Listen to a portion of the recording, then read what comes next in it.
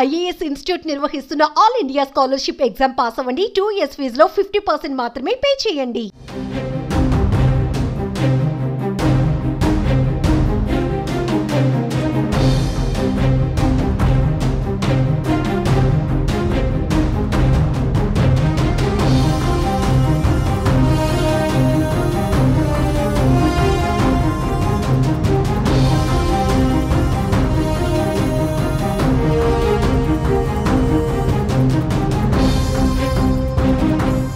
అన్నమయ్య జిల్లాలో జరిగిన ఓ వృద్ధుని హత్య ఇప్పుడు సంచలనంగా మారింది. తన కుమార్తెతో 60 ఏళ్ల దివ్యాంగుడు అసభ్యకరంగా ప్రవర్తించాడని కువైట్లో ఉన్న తండ్రి తట్టుకోలేకపోయాడు. పోలీసులను ఆశ్రయించినా ఫలితం లేకపోవడంతో కువైట్ నుంచి వచ్చి చంపేసి మళ్లీ వెళ్లిపోవడం కలకలం రేపుతోంది.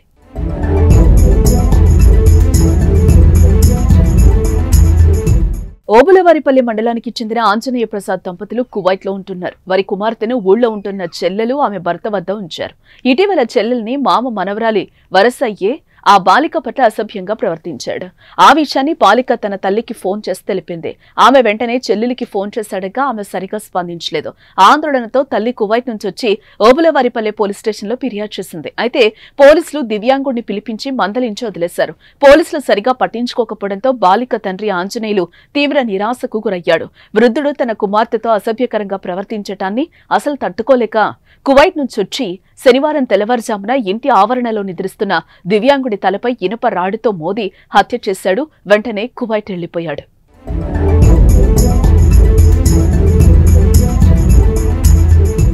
శనివారం తెల్లవారుజామున ఇంటి ఆవరణలో పడుకున్న దివ్యాంగుడు తెల్లారేసరికి రక్తపు మడుగులో కనిపించడంతో కుటుంబ సభ్యులు ఆందోళనకు దిగారు. వెంటనే పోలీసులకు సమాచారం ఇవ్వడంతో వారు కేసు నమోదు చేసుకుని దర్యాప్తు చేపట్టారు. ఇంతలోనే ఆంజనేయ ప్రసాద్ తానే కువైట్ నుంచి వచ్చి మరీ హత్య చేసి వెళ్లానని సోషల్ మీడియాలో వీడియోను పోస్టు చేయడం సంచలనంగా మారింది. ఆడబిడ్డ తండ్రిగా తాను చేసింది న్యాయమేనని పోలీసులకు లొంగిపోతానని తెలిపాడు. చట్ట ప్రకారం న్యాయం జరగకనే హత్య చేశారని అతడు వెల్లడించాడు. మొత్తం 15 నిమిషాల వీడియోను పోస్టు చేశాడు.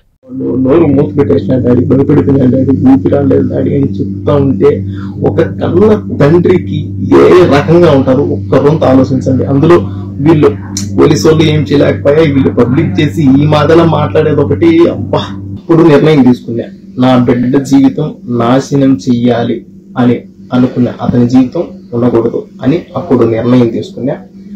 ఎవరికి తెలియదు నేను ఇండియాకు వస్తా ఉన్నట్టు, ఎవరికి తెలియదు. మా కోయటతో మాట్లాడుకొని ఒక 4 రోజులు సెలవు కావాలని చెప్పి పాస్పోర్ట్ తీసుకొని 2 టికెట్లు నేనే కొనుక్కొని మా భార్యకి కూడా నేను ఎడార్లే జాకూర్కి వెళ్తున్నాను అని చెప్పి నేను ఇండియాకు వచ్చిన. కోవిడ్ నుంచి ఇండియాకు వచ్చి నేను చేసే పని అతన్ని నేను చేసి తర్వాత మళ్ళీ నేను కోవిడ్కి వచ్చిన.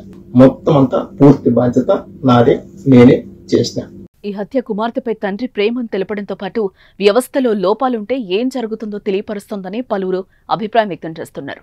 పోలీసులు పట్టించుకుంటే హత్య జరిగేది కాదని, ఆంజనేయులు హంతకుడిగా మారేవాడు కాదని చెప్తున్నారు. మరి మీరేమంటారో కామెంట్ చేయండి.